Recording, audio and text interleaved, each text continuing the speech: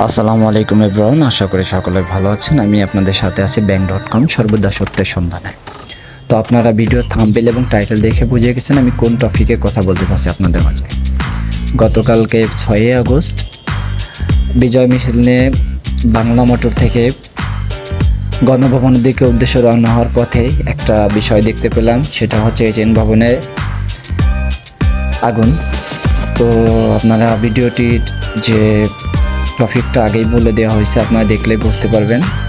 যাই হোক, বাংলাদেশের স্টুডেন্টরা তাদের আল্লাহর রহমতে ইতিমধ্যে তারা বিজয় পেয়ে গেছে, বাংলাদেশ পুনরায় স্বাধীনতা লাভ করেছে।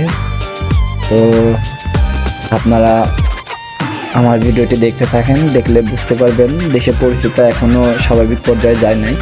ইনশাল্লাহ দেশটা আবার স্বাভাবিক পর্যায়ে চলে যাবে। তো যাই হোক, আপনারা আমার ভিডিওটি দেখতেই পাচ্ছেন। এখানে একদল বিক্ষোভকারী এটিএন বাংলা চ্যানেলে আগুন এবং ইট পাথর মেরে তাদের কাজটি ভেঙে দিয়েছে।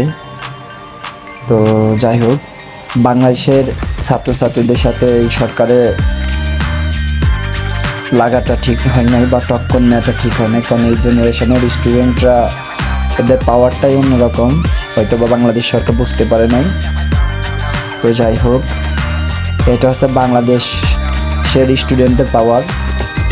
ইনশাল্লাহ সামনে কখনো অরাজনৈতিকতা বা কোনো খারাপ কোনো কিছু হলে বাংলাদেশের স্টুডেন্টরা এইভাবে ঝাঁপিয়ে পড়বে, দেশের জন্য লড়বে।